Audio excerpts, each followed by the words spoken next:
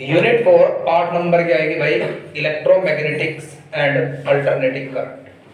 सबसे पहले इलेक्ट्रोमैग्नेटिक्स में देख ले, मेरे हिसाब से इसमें से ना एक डेरिवेशन कंपलसरी आना ही आना है। डेरिवेशन में आया तो डेरिवेशन बेस एक न्यूमेरिकल आएगा, इंड्यूस्ड ईएमएफ, डिसिपेट पावर या फोर्स ऑन द आर्म। किस तरीके का होगा जरा समझ, पहले पूरी यूनिट को अच्छे से समझ ले क्या क्या इसके अंदर है। पहले पार्ट के अंदर इसमें क्या है? Faraday experiment. फैराडे एक्सपेरिमेंट पढ़ लिए पूरे, फैराडे लॉ और लेंजेस लॉ। लेंजेस लॉ पर डेफिनेटली एक नंबर का कुछ ना कुछ प्राप्त होगा, या तो एक्सपेरिमेंट या तो फैराडे। यहां से कम 1 मार्क का 101% पेपर मिलेगा एमसीक्यू में, या फिर 2 नंबर का जो क्वेश्चन होगा उस 2 नंबर के क्वेश्चन का एक पार्ट, ठीक है, या एक ही पार्ट 2 तरीके से। फॉर एग्जांपल, एक कॉइल मेरे पास ए है, एक कॉइल मेरे पास बी है, और ए कॉइल ये, बी कॉइल ये, और बीच में मेरे पास एक बार मैग्नेट है। अगर बार मैग्नेट का मोशन इस तरफ है तो हो सकता है आपसे पूछ लिया जाए कि बी कॉइल के अंदर कैसी पोलैरिटी इंड्यूस होगी, एक कॉइल के अंदर कैसी पोलैरिटी इंड्यूस होगी, या ये पूछ लिया जाए कि इसके अंदर करंट की डायरेक्शन क्या होगी और इसके अंदर करंट की क्या डायरेक्शन होगी। तो आपको याद रखना है, जिसके ऊपर एरो होगा, यहां साउथ के ऊपर एरो है, तो दोनों के अंदर साउथ पोल पैदा होगा, एस एस लिख दिया। और ऐसा ही एरो यहां लगाया, सेम एरो यहां, सेम यहां, सेम यहां, तो दोनों के अंदर क्लॉकवाइज करंट। Concept clear? मान लीजिए आपके पास ये इस तरीके से आता है,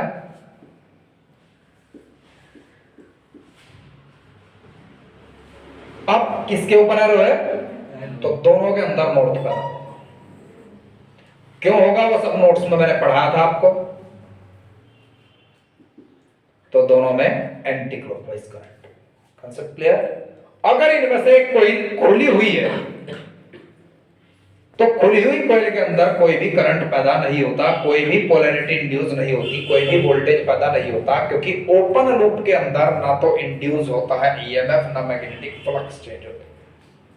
ठीक है जी? तो इसके अंदर नो करंट और यहां नॉर्थ पोल इंड्यूस होगा, एंटी क्लॉकवाइज करंट। अब इसके बाद एक क्वेश्चन बेहतरीन मेरे हिसाब से ये भी है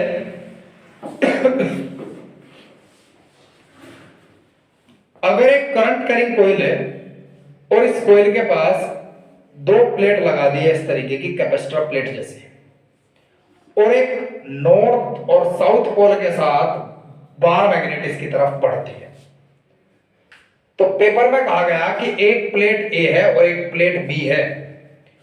ए पॉजिटिव का मतलब ए और बी में से कौन सी पॉजिटिव और कौन सी नेगेटिव होगी? अब यहां भी 2 तरीके का है, इधर से जो दिखाई देगा वो इसका एकदम अपोजिट होगा। Concept clear? जब आप बार मैग्नेट की तरफ से देखते हैं तो बार मैग्नेट की तरफ से ध्यान दीजिएगा, नॉर्थ आया तो नॉर्थ को रिपेल करने के लिए यहां नॉर्थ पैदा हुआ। अब नॉर्थ पैदा हुआ मतलब करंट ऊपर चला।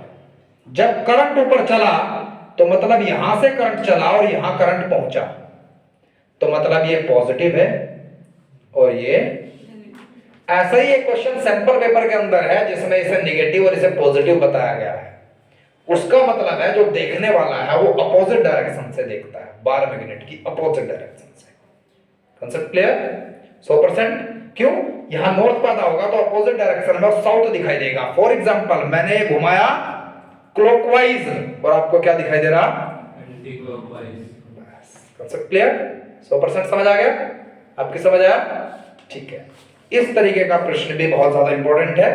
इसके बाद एमसीक्यू के लिए ये इंपॉर्टेंट है कि एक कॉइल है और एक बार मैग्नेट इस कॉइल से गिरती है,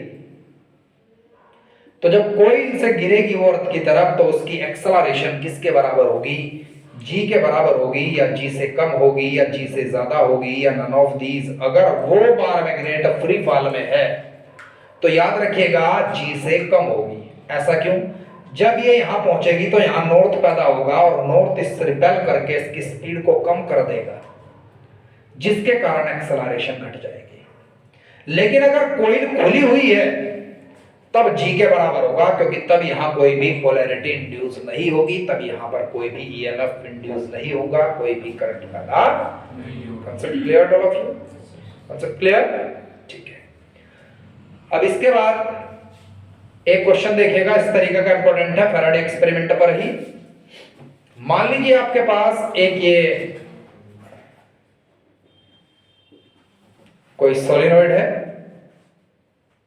वैसे ऐसा क्वेश्चन क्लास 10th में आया करता था, लेकिन फिर भी आप भी 10th जैसे सही लग रहे हैं कि हमने कुछ पढ़ाई। एक पॉजिटिव एक नेगेटिव, टेपिंग की सवाल उठा कि अगर टेपिंग की को क्लोज किया जाता है तो S1 सोलिनॉइड के अंदर करंट की क्या डायरेक्शन होगी और S2 सोलिनॉइड के अंदर करंट की क्या डायरेक्शन होगी।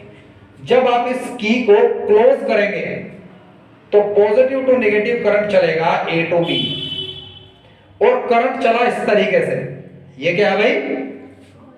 क्लॉकवाइज। क्लॉकवाइज भी लिखने के लिए आ सकता है, और क्लॉकवाइज में साउथ पोलैरिटी। कैसी पोलैरिटी?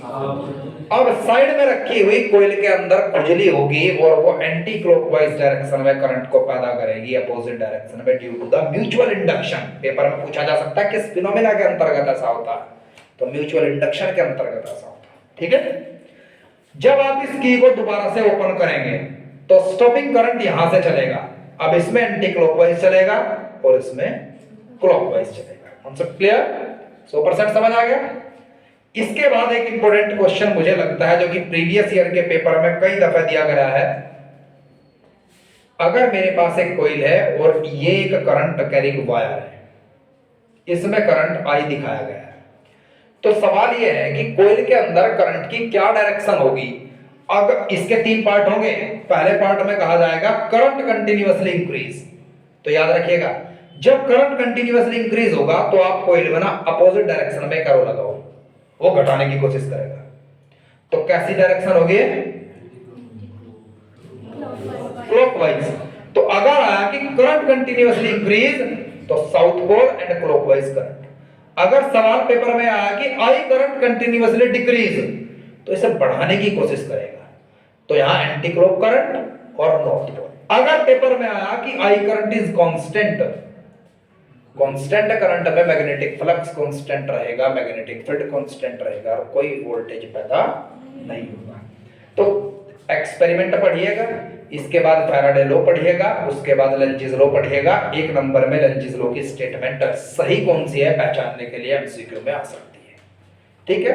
लेंजिस लॉ बताता है कि जब एक कॉइल के पास एक बार मैग्नेट आती है तो उस कॉइल के अंदर जो पोलैरिटी इंड्यूस होती है वो पोलैरिटी वही होती है और वो उसी का अपोज करती है जिसके कारण वो पैदा होती है। Concept clear? 100% समझ आ गया? पक्का? अब इसके आगे जब हम आगे चलेंगे तो हमें पता चलेगा इलेक्ट्रोमैग्नेटिक इंडक्शन 2 प्रकार का है, जिसमें से एक सेल्फ इंडक्शन है और दूसरा म्यूचुअल इंडक्शन है। सेल्फ इंडक्शन क्या है? अगर एक कॉइल के अंदर आप एक करंट पैदा करते हैं तो अपोजिट डायरेक्शन में इसके अंदर एक करंट इंड्यूस होता है जो कि इसके करंट के चेंज का अपोज करता है। पहले करंट 0 था, अब I कर दिया तो I - 0 = I, change of current. इसका अपोज करने के लिए एक नया करंट पैदा होगा, इसे कहा जाता है, जिसका थप्पड़ लगा दर्द उसी के, सेल्फ इंडक्शन। Concept clear? एक होता है म्यूचुअल इंडक्शन। म्यूचुअल इंडक्शन के अंदर क्या है? अगर आपके पास 2 कॉइल है, इसे कहते हैं कोएक्सियल अरेंजमेंट। अगर आपके पास एक सोलेनॉइड S1 है, इसके अंदर आप I करंट चेंज करते हैं तो नेबर कॉइल के अंदर एक I करंट पैदा होगा जो इस करंट के चेंज का अपोज करेगा। थप्पड़ किसी के और दर्द किसी के, प्यार मोहब्बत की जहां बातें होती है उसे कहते हैं म्यूचुअल इंडक्शन। क्या कहते हैं? ऐसा बिल्कुल भी नहीं है कि इसके अंदर अगर करंट पैदा हुआ तो इसके अंदर अपोजिट डायरेक्शन में कोई करंट पैदा नहीं हुआ होगा, वो हम यहां पढ़ चुके हैं। लेकिन अब हमने इसे इग्नोर कर दिया और जो नेबर कॉइल के अंदर पैदा हुआ वो म्यूचुअल इंडक्शन के अंतर्गत हमने पढ़ा है। Concept clear? सेल्फ इंडक्शन कहता है कि फ्लक्स का चेंज उतना ही ज्यादा होगा जितना आप करंट चेंज करते हैं, और प्रोपोर्शनलिटी का साइन हटाने के बाद एक कांस्टेंट आ जाता है जिसे L से रिप्रेजेंट करते हैं, सेल्फ इंडक्शन कोएफिशिएंट। इसकी ऐसा यूनिट हेनरी होती है। क्या होती है? हेनरी। याद रखिएगा, इसके लिए एक्सप्रेशन बहुत ज्यादा इंपॉर्टेंट है, मैंने आपको नोट्स में कराया है, इसके एक्सप्रेशन को आप जरूर करके जाइए। यहां पर भी क्या है कि जब एक कोयल के अंदर आई करंट चेंज करते हैं तो उसका फ्लक्स चेंज होता है साइड वाली कोयल का फाई। प्रोपोर्शनलिटी का साइन हटाया तो एक कांस्टेंट आया, उसे कैपिटल एम से रिप्रेजेंट किया, ये म्यूचुअल इंडक्शन कोएफिशिएंट है, इसकी भी ऐसा यूनिट हेनरी है। दोनों का मैंने एक रिलेशन भी बताया है कोएफिशिएंट ऑफ कपलिंग के साथ, यूट्यूब पर मेरी वीडियो है, वैसे सीबीएसई नहीं सीयूटी के लिए इंपॉर्टेंट है, ठीक है जी, और आईआईटी के लिए। आगे समझ, इन दोनों का मैंने डेरिवेशन करके आपको यूट्यूब पे वीडियो डाल चुका मैं इसकी, आप अच्छे से देख लेंगे, समय बर्बाद नहीं करते, आगे चलते हैं, ठीक है। मेरा मानना है 3 नंबर में शायद या तो ये कुछ ना कुछ आ जाएगा यहाँ से रिलेटेड, जितना मैंने अभी तक पढ़ाया शायद इसमें से 3 नंबर का पेपर मिल जाएगा, और ऑप्शन में शायद ये क्वेश्चन भी हो सकता है।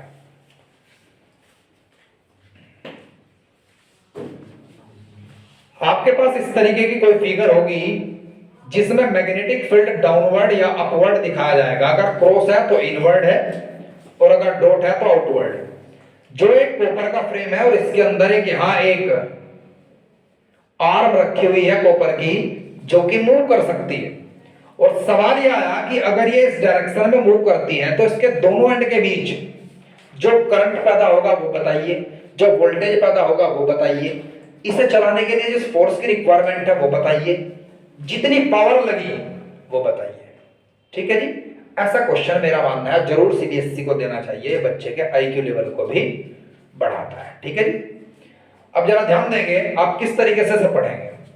According to the Faraday law, induced EMF is equals to D phi by D T minus, second law कहता है कि जो इंड्यूस्ड ईएमएफ होगा directly proportional to the change of magnetic flux होगा और डायरेक्शन अपोजिट होगी। Concept clear? 100% समझ आ गया? अपोजिट के कारण माइनस साइन आया। अब फाई है, फाई होता है magnetic field into area. Magnetic field uniform दिया होगा वहां, और एरिया किसके बराबर होगा? आर्म की लेंथ इनटू कितना डिस्टेंस इसने चला, मान लीजिए x डिस्टेंस चला, तो a को लिखेंगे आप l इंटू एक्स। अब मेरे पास इंड्यूस्ड ईएमएफ हो गया, माइनस को आप हटा दीजिएगा मैग्नीट्यूड में रख करके, D by D T of b into a, और इंड्यूस्ड ईएमएफ आया b D by D T L into x. L तो कांस्टेंट है, आप चेक कर लेंगे, कल ऐसा कोई एमसीक्यू आपको मिल सकता है पेपर में जिसमें इंड्यूस्ड ईएमएफ की डायरेक्ट वैल्यू लिखी होगी BLV, BLV induced EMF. Concept clear? मान लीजिए करंट पूछता है कितना करंट पैदा हुआ, तो आपको पता होना चाहिए कि करंट इज इक्वल टू होता है वोल्टेज अपॉन रेजिस्टेंस, और कोई भी चीज ऐसी नहीं है जिसका कोई इंटरनल रेजिस्टेंस ना हो, तो मैंने अपने हिसाब से मान लिया ईएमएफ किसके बराबर है? BLV upon R. हो गया? 100% समझ आ गया? अब मान लीजिए आपसे कहा जाता है कितनी पावर जनरेट होती है, करंट इंटू वोल्टेज।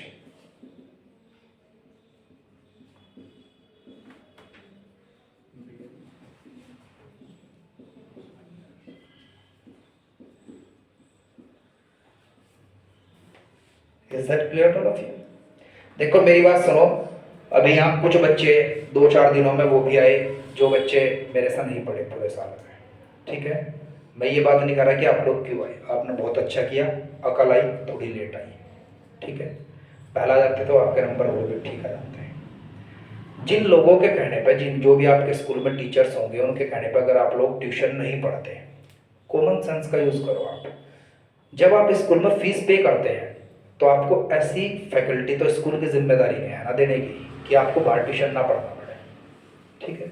या तो आपके यहाँ इतना बेहतरीन टीचर खड़ा था क्लास में कि आपको प्रॉब्लम ही नहीं आई, या उसने प्रॉब्लम सोल्व कर दी।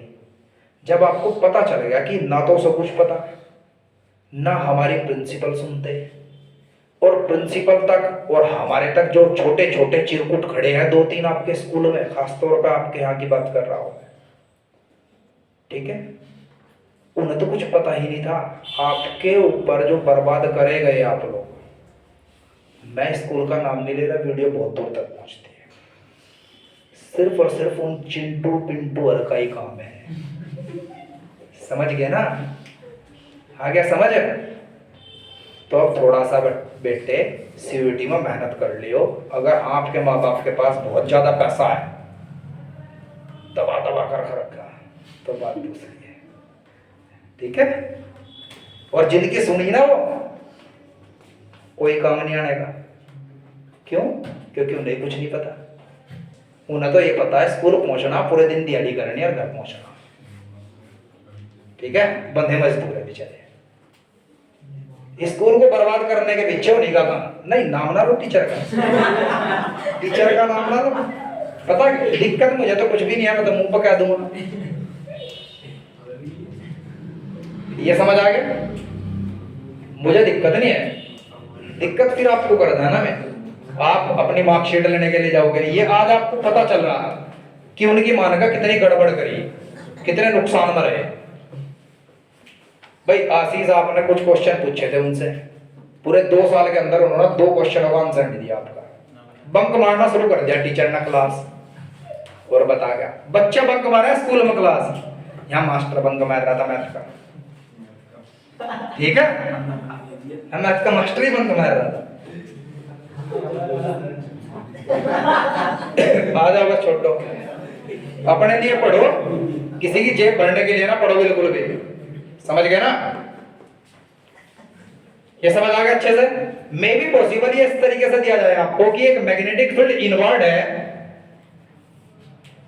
और एक 1 मीटर की कोई आर्म रखी हुई है कॉपर की, जो कि यहां पर रोटेट करती है इनवर्ड मैग्नेटिक फील्ड के अंदर।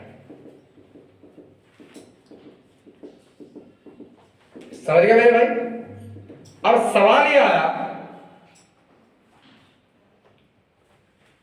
कि इस आर्म के अंदर कितना करंट पैदा होगा, कितनी पावर डिसिपेट होगी, कितने फोर्स की रिक्वायरमेंट पड़ेगी, कितना वोल्टेज पैदा होगा।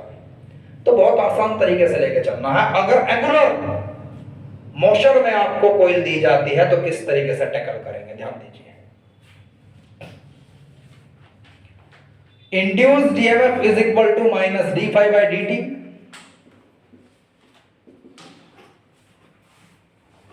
डी फाई बाई और फाई इज इक्वल टू किसके बराबर है? Magnetic field into area. बच्चे यहां तक तो सेम है, सेम है। मैग्नेटिक फील्ड कॉमन ले लिया, D by D T of A. अब B D by D T of A. अब एरिया यार किसके बराबर होता है? एरिया ऑफ सेक्टर किसके बराबर होता है? पाई आर स्क्वायर थीटा बाय। अब 360 को क्या लिखते हैं आप रेडियन में? 2 पाई। अब मेरे भाई पाई से पाई कट गया और इसके बराबर है, लेंथ ले रखी है, लेंथ दी जाएगी आपको L। क्या दी जाएगी? L। तो E इज इक्वल्स टू किसके बराबर हो गया? B L square 2 pi d theta upon d T. D theta angular displacement, d t time angular displacement upon time angular velocity omega. Pi से पाई कैंसिल हो गया था भाई, तो ईएमएफ किसके बराबर आया? B L square omega by. May be possible ये कोई ऑप्शन दिया गया हो, अगर ऑप्शन की फॉर्म ये नहीं है तो omega is equal to 2 pi F के बराबर होता है, where F is the frequency. तो आप वैल्यू रखेंगे E is equals to B L square 2 pi F upon 2 और 2 से 2 कट गया।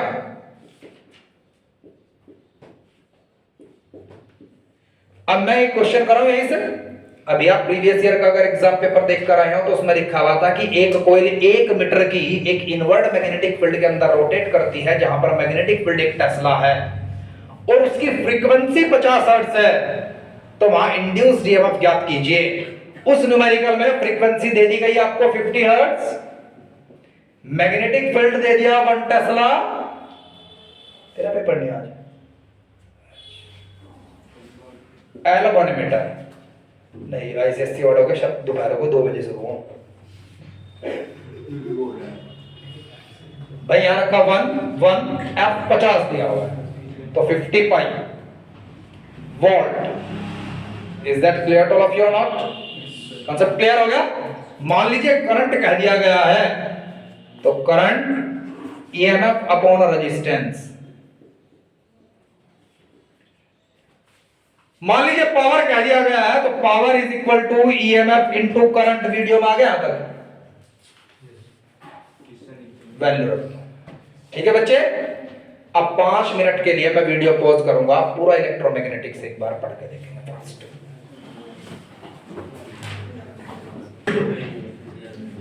अल्टरनेटिंग करंट देख, अल्टरनेटिंग करंट के अंदर तुझे क्या पढ़ना देख, समझ लो अच्छे से।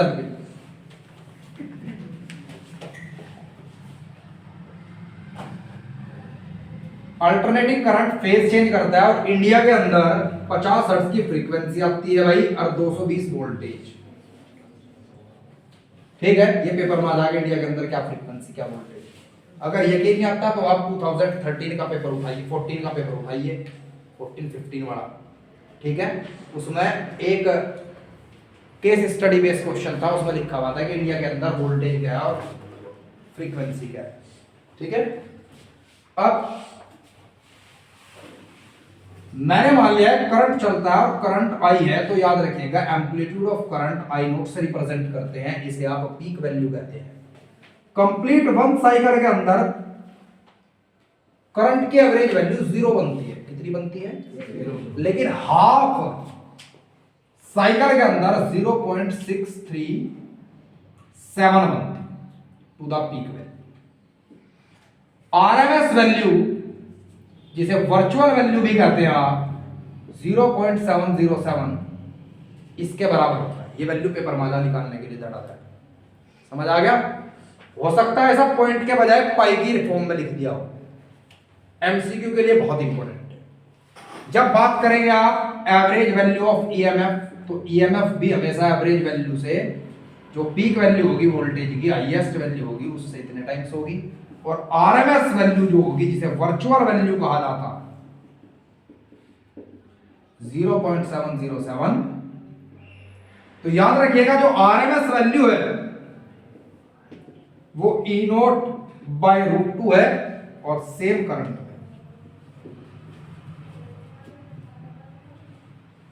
समझ आ? कॉन्सेप्ट क्लियर हो गया? इनका डेरिवेशन शायद अगर ना भी आया, करके जाएंगे आप इनका डेरिवेशन। मैं ये नहीं कहता कि आएगा, आ सकता है, लेकिन इससे ज्यादा इंपॉर्टेंट मैं मानता हूं एवरेज पावर का। ठीक है, जब आप ये डेरिवेशन करेंगे, find an expression for the average power of LCR circuit, या average power of capacitive circuit, या इंडक्टिव सर्किट, या रेजिस्टिव सर्किट। 4 क्वेश्चन बोल दिए मैंने मेरी तरफ से। इनमें से एक क्वेश्चन 2 नंबर के लिए इंपॉर्टेंट है 4 में से। एक इंपॉर्टेंट क्वेश्चन क्या आता है कि give the phase difference between voltage and EMF, alternating voltage and EMF in resistive circuit, या तो कैपेसिटिव सर्किट या तो इंडक्टिव सर्किट, और फेजर डायग्राम बनाने के लिए क्वेश्चन तैयार हो गए 7। इन 7 में से डेफिनेटली एक 2 नंबर का क्वेश्चन आपको मिल जाएगा। ठीक है जी, सारे एक जैसे से। जब हम इस पूरे फॉर्मूले को पढ़ेंगे तो हमारे पास आएगा virtual value of EMF, virtual value of current cos phi is equal to average power of LCR circuit, जहां phi क्या है? फेज डिफरेंस है बिटवीन ईएमएफ एंड करंट। ये आरएमएस वैल्यू ऑफ ईएमएफ है, जो कि ई नोट बाय √2 है।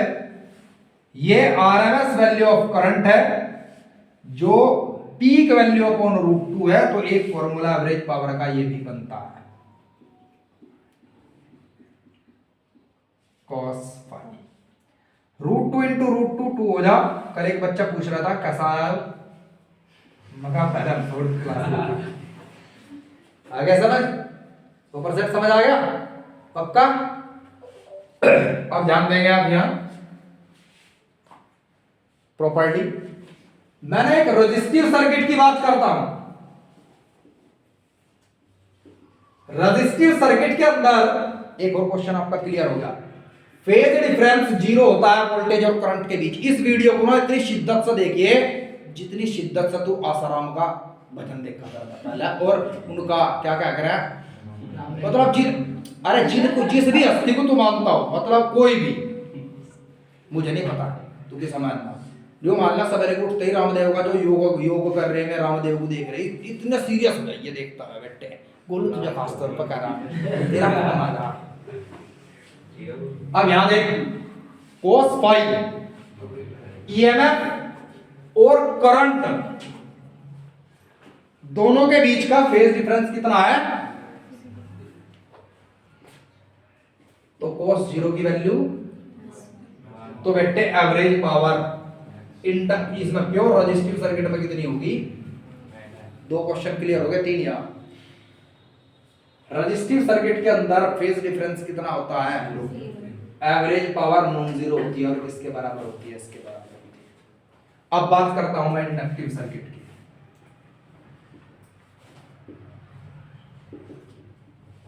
Inductive circuit में क्या है, वोल्टेज आगे चलता है और करंट पीछे। एक और क्वेश्चन मिलेगा तुझे, वोल्टेज आगे किस सर्किट के अंदर चलता है और कितने आगे चलता है, 90 डिग्री आगे चलता है, π/2 आगे चलता है। तो फेज डिफरेंस कितना है, ईएमएफ और करंट के बीच। और cos फाई की वैल्यू जब cos 90 लिखा गया तो कितना हो जाएगा, 0। इसे कहते हैं पावर फैक्टर। cos फाई को क्या कहते हैं, तो पावर फैक्टर की वैल्यू कितनी है इंडक्टिव सर्किट में, 0। पावर फैक्टर, पावर डिपेंड करती है जिस फैक्टर पर, तो पावर अभी कितनी होगी, 0। तो इंडक्टिव सर्किट के अंदर कितनी है, 0। अब कैपेसिटिव सर्किट की बात करते हैं। कैपेसिटिव सर्किट के अंदर क्या होता है, ईएमएफ पीछे और करंट आगे चलता है। ईएमएफ पीछे हो गया तो इसे कहते हैं फेज डिफरेंस -π/2, और cos -π/2 भी 0 है, तो यहां भी power factor 0, phase difference 90 degree और पावर। तो सिर्फ रेजिस्टिव सर्किट के अंदर पावर होती है, ना तो इंडक्टिव सर्किट के अंदर होती है, ना ही कैपेसिटिव सर्किट के अंदर। मैडम आपकी समझ आया? सर पढ़ाई की बात कर रहा हूं बस, इधर घर वाले दिमाग खराब कर देते हैं पढ़ा के। इधर याद देख, मैं मान लिया मुझे कुछ नहीं पता, तेरा तो पता है, तेरा नोट धर दिया, मुझे सुना मैंने XYZ है और यहाँ वोल्टेज भी है। सवाल आया यहाँ वोल्टेज जो है ना वो V प्लस हुआ, यहाँ V माइनस हुआ, और ये V रहा, तो X का नाम क्या है, Y का नाम क्या है, Z का नाम क्या है। तो जहां बढ़ा वो इंडक्टर, जहां घटा वो कैपेसिटर, जहां एज इट इज रहा वो रजिस्टर। समझ आ गया, कोई दिक्कत याद है, पक्का? क्यों, इंडक्टर के अंदर वोल्टेज पैदा होता है, कैपेसिटर के अंदर वोल्टेज कैंसिलेशन होता है, क्योंकि दोनों equal and opposite charge plate होती है, और रजिस्टर में एज इट इज रहता है। समझ गए आप? सही बात, बड़ा आपको समझ गया। पावर फैक्टर की ऐसा यूनिट पूछ ली जाती है जो पावर इसके अंदर है, true power upon apparent power, दोनों का रेशियो होता है cos phi, power factor. Power तो पावर है, आपस में कट गया, तो ना तो कोई ऐसा यूनिट होती इसकी, ना ही कोई इसका डायमेंशन फॉर्मूला होता है। आगे समझ? एक टॉपिक और बचता है इसमें, क्या, क्वालिटी फैक्टर। क्वालिटी फैक्टर क्या कहता है, इसे Q से रिप्रेजेंट कर लो कि जो वोल्टेज इंडक्टर पर खर्च हुआ और जो रजिस्टर पर खर्च हुआ दोनों की रेशो, या फिर जो कैपेसिटर पर खर्च हुआ और वोल्टेज रजिस्टर पर खर्च हुआ दोनों की रेशो होती है। Concept clear? अब कैपेसिटर पर कितना होगा वोल्टेज खर्च, current into resistance of capacitor XC, और XC रेजिस्टेंस ऑफ कैपेसिटर किसके बराबर होता है, ध्यान दे लीजिएगा, इंपॉर्टेंट है।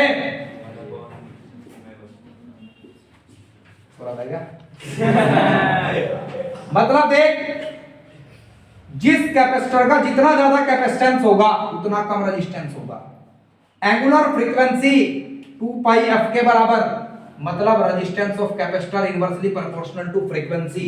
अगर डीसी के साथ कैपेसिटर कनेक्ट कर दिया तो वो करंट को ब्लॉक कर देगा, परफेक्ट इंसुलेटर की तरह बिहेव करता है। कंडेंसर मतलब कैपेसिटर डीसी सोर्स के साथ। इसीलिए आज तक आप लोगों ने कभी कंडेंसर के साथ बैटरी डायरेक्ट कनेक्ट हुए नहीं देखी, क्योंकि अगर बैटरी डायरेक्ट कनेक्ट कर दी किसी कंडेंसर या एक कंडेंसर वाले फैन के साथ तो वो करंट को ब्लॉक कर देगा। कंडेंसर का रेजिस्टेंस इनफाइनाइट हो जाता है जब वो बैटरी डीसी सोर्स के साथ कनेक्ट किया जाता है। Concept clear? 100% समझ आ गया? अब आ जा बेटे एक्सएल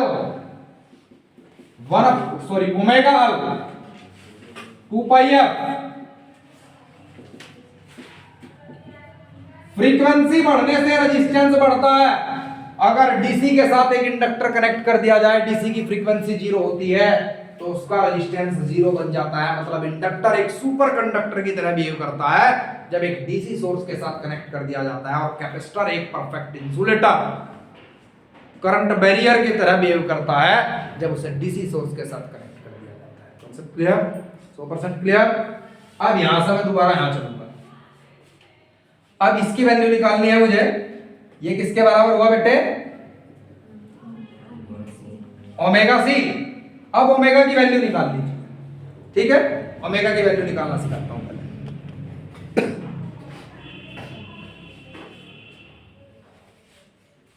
एक रेजोनेंस फ्रीक्वेंसी टॉपिक है। रेजोनेंस फ्रीक्वेंसी का मतलब होता है जिस फ्रीक्वेंसी पर एक्सएल की वैल्यू एक्ससी के बराबर हो जाएगी उस फ्रीक्वेंसी को रेजोनेंस फ्रीक्वेंसी कहा जाएगा। याद रखेंगे, when xl is equal to xc frequency is said to be the resonance frequency। जो कौन है भाई?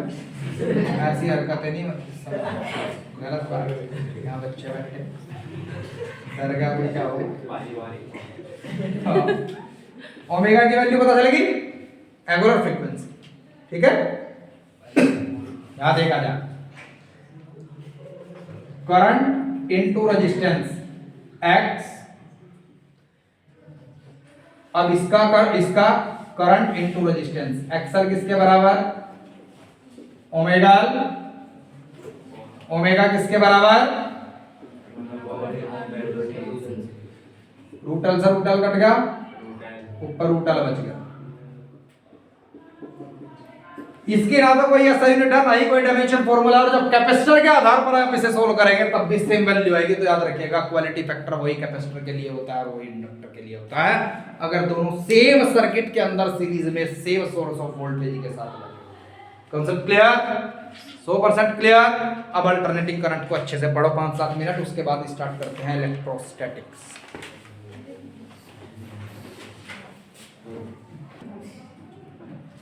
भाई इस तरीके का क्वेश्चन बहुत इंपॉर्टेंट है, मैंने 10 दफा करा लिया आपको पूरे साल में।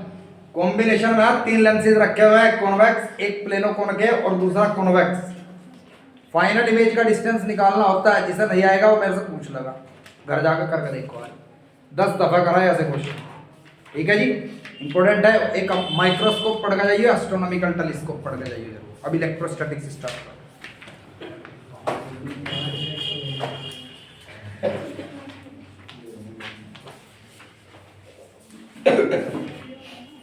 भाई देख, इलेक्ट्रोस्टैटिक्स में ना हर चीज इंपॉर्टेंट है, कुछ भी नहीं छोड़ना, लेकिन मेन फोकस 3 नंबर के लिए, एक तो इलेक्ट्रिक डाइपोल और उसके 2-3 derivation. Electric field at axial line at equatorial line, या फिर इलेक्ट्रिक पोटेंशियल पूछ लगा हुआ आपसे एक्सियल लाइन पर या इक्वेटोरियल लाइन पर, ठीक है? देख समझ, सबसे पहले इसे चार्ज चैप्टर को पढ़, इलेक्ट्रोस्टैटिक्स के चार्ज के अंदर इलेक्ट्रोस्टैटिक फोर्स आएगा।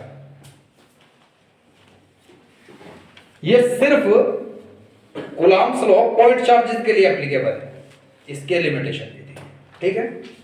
अगर दो चार्जेस के बीच वैक्यूम है तो इनके बीच एक कांस्टेंट दिया जाता है 1/4 pi epsilon not. Epsilon not का डायमेंशन फॉर्मूला इंपॉर्टेंट है, या कल आपको ये भी कह सकता है कि एप्सिलॉन नॉट अपॉन जी का डायमेंशन फॉर्मूला बताइए। जी ग्रेविटेशन कांस्टेंट है। अब याद रखिए, अगर दोनों के बीच एक मीडियम है तो एप्सिलॉन आएगा, और जब आप वैक्यूम को मीडियम के फोर्स से डिवाइड करेंगे तो ये आप एक डाई इलेक्ट्रिक कांस्टेंट के बराबर पाएंगे। डाइलेक्ट्रिक कांस्टेंट क्या है? एक मीडियम की वो टेंडेंसी है जो इलेक्ट्रोस्टैटिक इंटरेक्शन को घटाती है। मतलब आपके पास ऐसा क्वेश्चन आ गया कि पहले वैक्यूम में फोर्स F था, अब वैक्यूम रिप्लेस कर दिया वाटर से या किसी मेटल से या किसी डाइलेक्ट्रिक से, तब क्या होगा? वाटर के लिए इसकी वैल्यू 80 के बराबर होती है और मेटल के लिए इनफाइनाइट होती है। तो जब वाटर आ जाएगा तो फोर्स 80 टाइम डिक्रीज होगा, अगर मेटल आ जाएगा तो 0 हो जाएगा, और अगर डाइलेक्ट्रिक आ जाएगा तो K टाइम्स रिड्यूस हो जाएगा। Concept clear? इसके कुछ एमसीक्यू क्वेश्चन मैंने कराए हुए हैं डीसी पांडे की पहली, दूसरी, तीसरी चेक पॉइंट से, फोर्थ भी। मेरी बात समझ बहुत ध्यान से। लास्ट ईयर का अगर तो पेपर उठाकर देखता है जो कि फर्स्ट टर्म का पेपर आया था एमसीक्यू बेस्ड, डीसी पांडे के चेक पॉइंट करने स्टार्ट कर। मैं किसी भी बुक का प्रमोशन नहीं कर रहा वीडियो में, मैं फिर भी बता रहा हूं आपको 20 के 20 एमसीक्यू, 18 एमसीक्यू है ना, रीजनिंग सहित 15 वैसा और 3 रीजन के क्वेश्चन, 18 के 18 क्वेश्चन आपको मिल जाएंगे अगर आप सिर्फ डीसी पांडे की शुरू की चेक पॉइंट्स कर रहे हैं। और मैंने आपको वो धड़ाकेदार कई बार करवाई एक यूनिट की सारी लपेट, ठीक है जी। ऐसा क्वेश्चन इंपॉर्टेंट है कि दो चार्जेस थे, दो चार्जेस के बीच वैक्यूम में फोर्स F था, अब वो एक लिक्विड के अंदर रख दिए गए और वहां पर भी फोर्स F ही रहता है। पहले दूरी R थी और अब दूरी कैपिटल R है, तो कैपिटल R की वैल्यू क्या है? तो उसका ऑप्शन ये आंसर सही था। वो क्वेश्चन बहुत इंपॉर्टेंट है, ये जल्दी करो आप, ठीक है? उसके बाद दोबारा बताता हूं, ठीक है जी, ये समझ गया। अब इसके बाद देखो एक इलेक्ट्रिक डाइपोल बहुत इंपॉर्टेंट है। डाइपोल मोमेंट की ऐसा यूनिट, उसकी direction -q to +q, coulomb metre उसकी ऐसा यूनिट, याद रखिएगा। उसके सेंटर पर इलेक्ट्रिक फील्ड डबल हो जाता है जितना था उससे, ठीक है? आगे समझ। इसके बाद इलेक्ट्रिक डाइपोल के कारण हेक्सियल लाइन पर electric field and equatorial line पर इलेक्ट्रिक फील्ड दोनों इंपॉर्टेंट है। हेक्सियल लाइन पर इलेक्ट्रिक पोटेंशियल, इक्वेटोरियल लाइन पर इलेक्ट्रिक पोटेंशियल। इक्वेटोरियल लाइन पर इलेक्ट्रिक पोटेंशियल 0 होता है, ठीक है? ऐसा क्वेश्चन आता है पेपर में कि अगर एक इलेक्ट्रिक डाइपोल है -q +q और यहाँ एक चार्ज रखा हुआ है, मान लीजिए 1 कूलम्ब का, ऐसा यहाँ से यहाँ तक लाने में कितना वर्क होगा? तो इक्विपोटेंशियल सरफेस की इक्वेटोरियल लाइन एक इक्विपोटेंशियल सरफेस की तरह बिहेव करती है और यहाँ पर वोल्टेज का डिफरेंस 0 होता है। Work done on equipotential surface 0 बनता है क्योंकि वोल्टेज का चेंज 0 है। Concept clear? 100% समझ आ गया? इलेक्ट्रिक डाइपोल से रिलेटेड कुछ भी ना छोड़ो, गॉस थ्योरम सारी की सारी एप्लीकेशंस कीजिएगा। गॉस थ्योरम की डेफिनेटली एक एप्लीकेशन मिलेगी आपको, ठीक है? एमसीक्यू के लिए इंपॉर्टेंट है कि एक लाइन ऑफ चार्ज के कारण electric field inverse square law को फॉलो करता है क्या? नहीं जी, नहीं करता है। क्यों? क्योंकि इसका फॉर्मूला होता है lambda 2πr epsilon naught linear charge density. एक स्फेरिकल शेल अगर कंडक्टिंग है तो अंदर इलेक्ट्रिक फील्ड 0 होगा और बाहर inversely proportional to r square होगा, और अगर नॉन कंडक्टिंग है तो डायरेक्टली प्रोपोर्शनल टू r होगा। एक नॉन कंडक्टिंग ठोस स्फेरिकल शेल के अंदर वोल्टेज कांस्टेंट चलता है और बाहर इनवर्सली प्रोपोर्शनल टू r होता है। सारा पढ़ते जाएंगे। इसके बाद कैपेसिटर में ये वाला फॉर्मूला और इससे रिलेटेड न्यूमेरिकल मेरा मानना है जरूर आएगा, आप सीरी स्क्वायर से रिलेटेड। अगर दो कैपेसिटर आपके पास सीरीज में कनेक्ट है तब आप इस वोल्टेज को चार्ज में कन्वर्ट कर लेंगे, तब energy stored energy inversely proportional to C. और अगर पैरेलल में कनेक्ट है तो वोल्टेज पैरेलल में कांस्टेंट होता है, फॉर्मूला यूज करेंगे तो डायरेक्टली प्रोपोर्शनल टू सी। मान लीजिए आपके पास पेपर में आया कि 1:2 कैपेसिटेंस है दो कैपेसिटर का, पहले वो कनेक्ट किए जाते हैं सीरीज में, तब स्टोर्ड एनर्जी की क्या रेशो होगी, और फिर किए जाते हैं वो पैरेलल में, तब क्या होगी? तो याद रखिएगा जब सीरीज में है तो इनवर्सली प्रोपोर्शनल है मेरे भाई, तो 2:1 होगा, और पैरेलल में 1:2। Concept clear? 100% समझ आ गया? पक्का? एक डाइलेक्ट्रिक स्लैब का वो फॉर्मूला याद रखिएगा, जब एक डाइलेक्ट्रिक स्लैब बीच में आ जाता है दोनों कैपेसिटर की प्लेट के, ठीक है? उससे रिलेटेड डेफिनेटली कोई ना कोई क्वेश्चन मिलेगा। आगे समझ? पक्का प्रॉपर? ये वाला क्वेश्चन तो कर गए होंगे जो जिसमें मैंने करा रखा है। यहाँ 90 वोल्ट होता है, यहाँ अर्थिंग होती है, ये जरूर जाओगे करके। एक ऐसा है कि दो कैपेसिटर है, एक कैपेसिटर को भर दिया गया किसी मीडियम से और दूसरा खाली छोड़ दिया गया एयर से, इसका डाइलेक्ट्रिक कांस्टेंट 6 है और कहा कि सेम सोर्स ऑफ वोल्टेज से कनेक्ट है, तो दोनों की स्टोर्ड एनर्जी की रेशो कैलकुलेट कीजिएगा, दिमाग लगाइए जरा। जब k इसका 6 है तो इसकी कैपेसिटी 6 गुना ज्यादा होगी। एयर के लिए k की वैल्यू 1, वैसे 1.008 है लेकिन 1, तो इसकी कैपेसिटी 6 गुना ज्यादा, तो कैपेसिटी की रेशो आई, मैंने कहा सीरीज में इनवर्सली प्रोपोर्शनल है, तो स्टोर्ड एनर्जी का आंसर ही आगे समझ 100% समझ आ गया पक्का। इलेक्ट्रोस्टैटिक्स आज लपेट दो पूरी, 4th यूनिट लपेट दो, कल सिर्फ 3rd यूनिट और 5th यूनिट पढ़ाई जाएगी। कल के लिए आप जरूर आएंगे सर, कल डेफिनेटली सभी आओ क्योंकि कल मैं क्वेश्चन मार्क कराऊंगा, ठीक है। That's all.